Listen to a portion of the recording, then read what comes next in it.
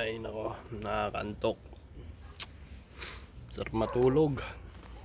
Pero di kailangan matulog kasi may trabaho pa.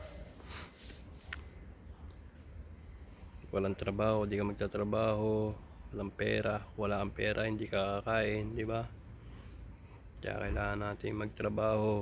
Yung antok kailangan natin labanan para tayo kumita.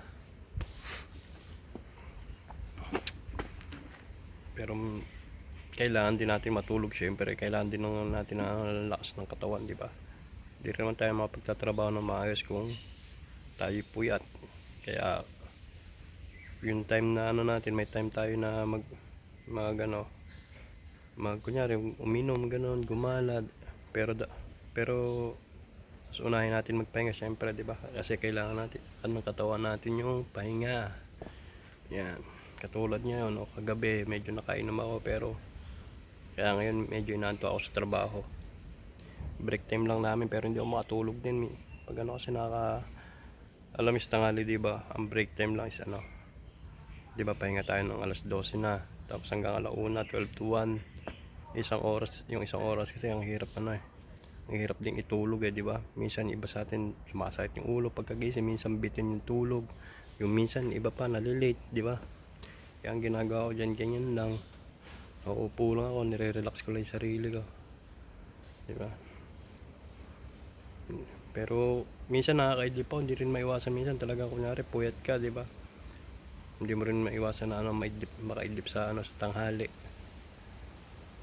Kaya lang minsan madalas nalilate. Pag naidlip kasi sa tanghali, madalas ako nalilate sa pumasok kasi hindi makatulad ng iba na dito kasi nagta-time in, nagta-time out, di ba? Siyempre pag nag-time in tayo, minsan yung late din na natin matatapalan. Kunyari na late ka ng 10 minutes, 10 minutes, 5 minutes, ayan, pag na-late ka na ganyan, di na natin matatapalan yan kasi may nagta-time card.